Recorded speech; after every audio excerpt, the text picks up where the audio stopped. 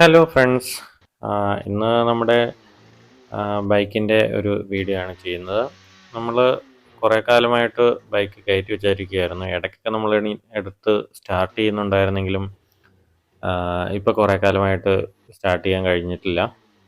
Battery വീക്കായിരുന്നു. അങ്ങനെ കുറേ പ്രശ്നങ്ങളുണ്ടായിരുന്നു. അപ്പം അതെല്ലാം തീർത്ത് ഇന്നത് റെഡിയാക്കി എടുക്കാൻ വേണ്ടി നോക്കി കഴിഞ്ഞപ്പോഴത്തേക്കും എൻജിനിൽ ഫുള്ള് പെട്രോൾ നിറഞ്ഞിരിക്കുകയാണ്.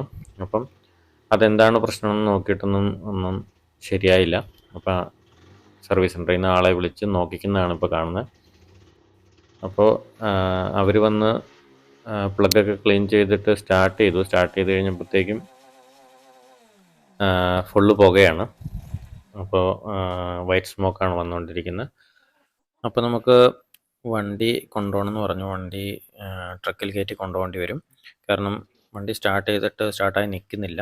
അപ്പോൾ ഓടിച്ചുകൊണ്ട് പോകാൻ പറ്റില്ല.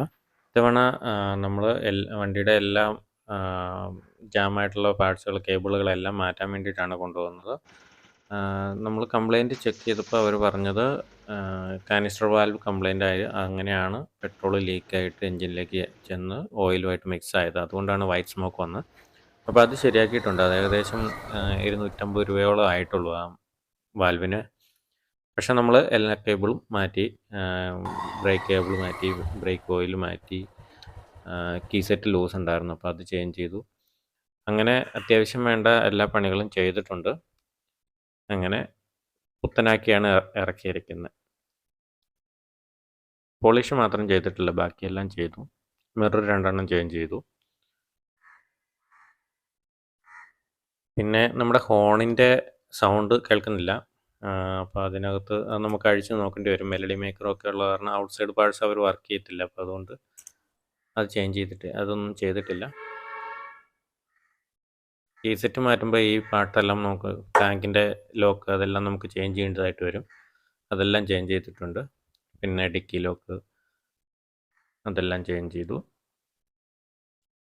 വണ്ടി ഒരുപാട് നാളത്തേക്ക് കയറ്റി വെക്കുമ്പം ഇതിൻ്റെ നോബ് ക്ലോസ് ചെയ്ത് വെക്കാൻ ശ്രദ്ധിക്കുക. കാരണം പെട്രോൾ ഏതെങ്കിലും കാരണവശാൽ ഏതെങ്കിലും വാൽവ് കേടായി കഴിഞ്ഞാൽ നമുക്ക് പെട്രോൾ ടാങ്കിൽ നിന്ന് എൻജിനിലേക്ക് ഇറങ്ങാനുള്ള സാധ്യതയുണ്ട്. അതുകൊണ്ട് നമുക്ക് ഇതിന് കൊടുത്തിരിക്കുന്ന വാൽവ് ലോക്ക് ചെയ്ത് വെക്കേണ്ടതുണ്ട്. ഇനിയിപ്പോൾ നമുക്ക് ഹോൺ ശരിയാക്കാൻ നോക്കാം. നമുക്ക് 2 ഹോണും അഴിച്ചെടുക്കണം. ഹോണിൽ സൗണ്ട് വരുന്നില്ല. അതിൽ വെള്ളം കയറിയിട്ടുണ്ട്.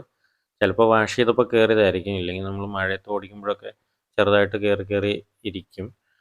അപ്പോൾ അങ്ങനെയൊക്കെ നമുക്കതിൽ നിന്ന് ഈ ടൈപ്പ് ഹോണിൽ അങ്ങനെ സൗണ്ട് വരാതെ ആവാറുണ്ട്.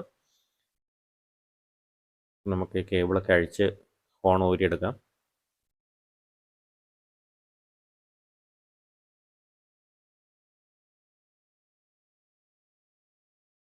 വെള്ളം കയറി കഴിഞ്ഞാൽ നമ്മളത് അഴിച്ചിട്ട് അതിനുള്ളിൽ ഒരു ഡയഫ്രം ഉണ്ട്. അതൊക്കെ നമ്മൾ വെയിലത്ത് വെച്ച് ഉണക്കി എടുത്തു കഴിഞ്ഞാൽ സാധാരണ ഹോണെല്ലാം ശരിയാവുന്നതാണ്.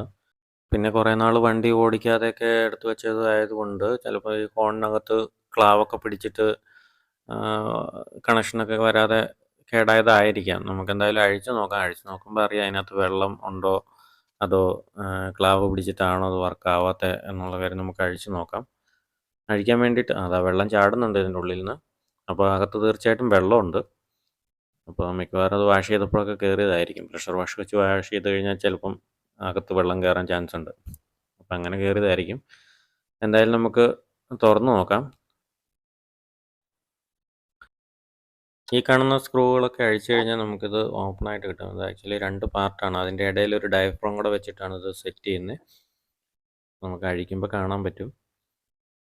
നമുക്ക് നോക്കാം ഇതിനകത്ത് എന്താണ് സംഭവിച്ചിരിക്കുന്നതെന്ന്.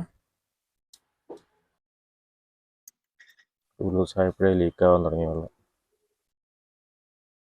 ഇതും കൂടെ അഴിച്ചെടുക്കണം. ഇത് പക്ഷേ ജാമ.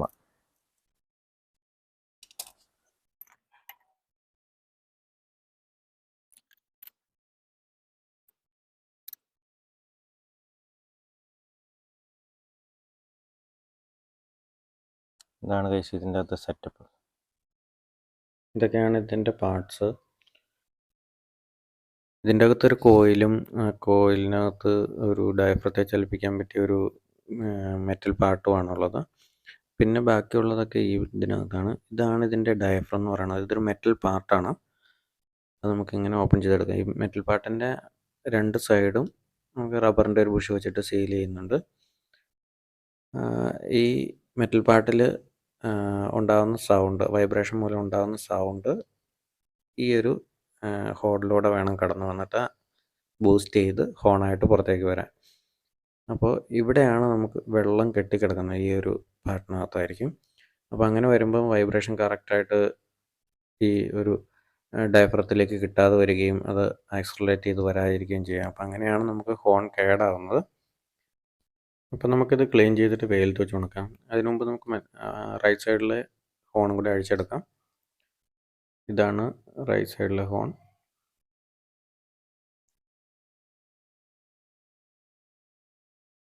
ആദ്യം അഴിച്ച ഹോണിനെ അപേക്ഷിച്ച് നോക്കുമ്പോൾ ഈ ഹോണിന് സൗണ്ട് കൂടുതലാണ്. കാരണം ഇത് ഹൈ ഫ്രീക്വൻസി ഹോണാണ്. 2 തരത്തിലുള്ള ഹോണായിരിക്കും ഒരു സെറ്റിനകത്ത് ഉണ്ടാവുക. ഒരു ലോ വോളിയം, ഒരു ഹൈ വോളിയം. അതിൽ ഇതാണ് ഹൈ വോളിയം ഹോൺ. പ്രത്യേകിച്ച് വലിയ ഡിഫറൻസ് ഒന്നും നമുക്ക് തോന്നുന്നില്ല. കാണുമ്പോൾ നമുക്കങ്ങനെ വ്യത്യാസമൊന്നും തോന്നത്തില്ല. പക്ഷേ ഇതിൻ്റെ ഉള്ളിലെ ഡയഫ്രത്തിൻ്റെ പ്രത്യേകത കൊണ്ടൊക്കെ ഇതിന് കൂടുതൽ സൗണ്ട് ഉണ്ടാവും.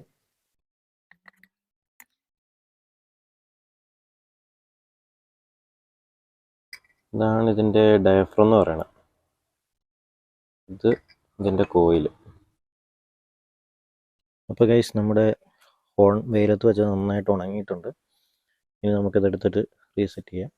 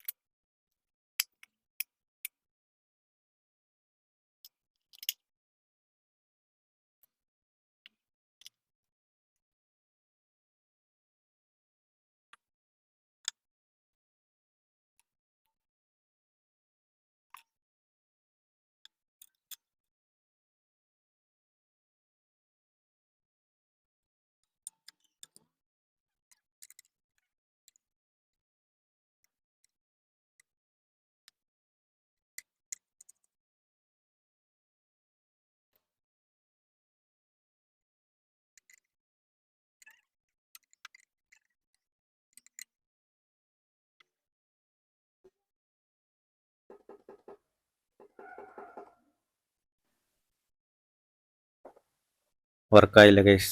അപ്പോൾ നമ്മുടെ മെലഡി മേക്കർ അടിച്ചു പോയിട്ടുണ്ട്. അപ്പം നമുക്ക് ഇനി അത് മാറ്റേണ്ടി വരും.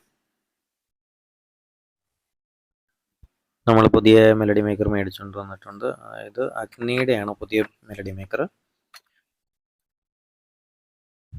നമുക്ക് ഓരോ വയറും അഴിച്ച് കറക്റ്റായിട്ട് കണക്ട് ചെയ്ത് കൊടുക്കാം.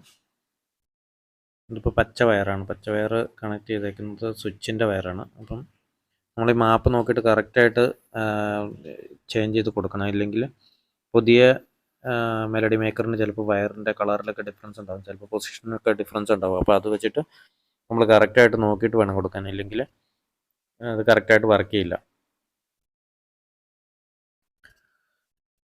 പഴയ മെലഡി മേക്കറിൽ പച്ച കൊടുത്തിരുന്ന സ്ഥാനത്താണ് ഇപ്പോൾ പുതിയ മെലഡി മേക്കറിൻ്റെ ബ്ലൂ കളർ വയർ നമ്മൾ കണക്ട് ചെയ്ത് കൊടുക്കുന്നത്.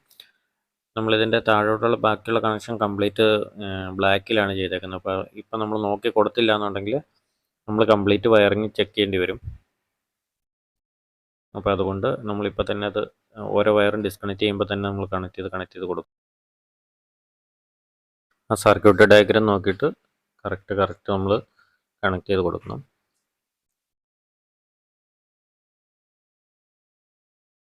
തൽക്കാലം ഞാൻ ചെറുതായിട്ട് ഇൻസുലേറ്റ് ചെയ്ത് കൊടുക്കുന്നേ ഉള്ളൂ.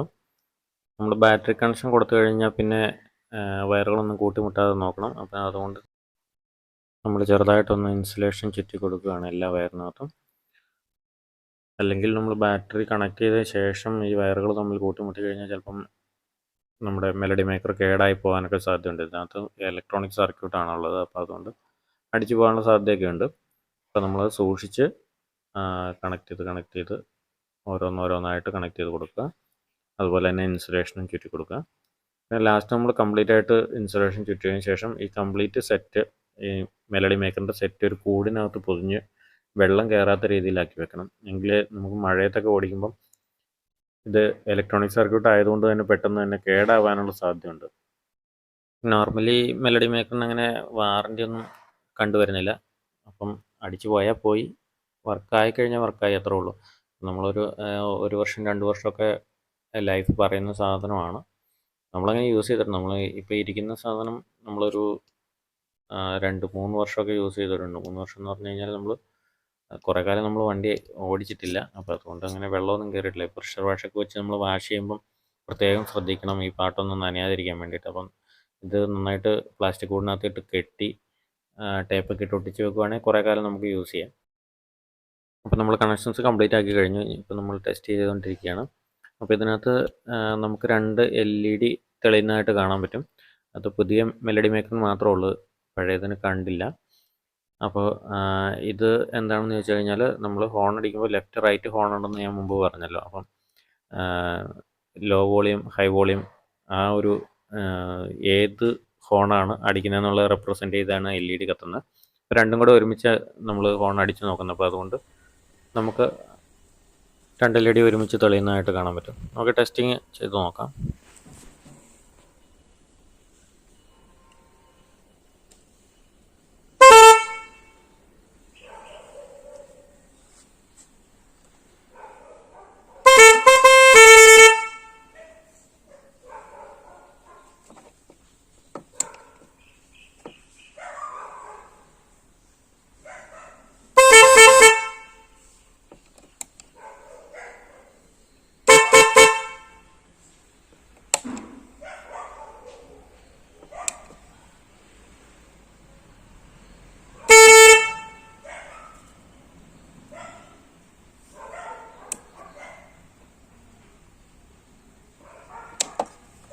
നമുക്കിതിൽ 7 ടൈപ്പ് ടോണാണ് കിട്ടുന്നത്. അതിൽ നോർമൽ ടൈപ്പ് എന്ന് പറഞ്ഞു കഴിഞ്ഞാൽ 2 ഹോണും ഒരേ സമയം അടിക്കും.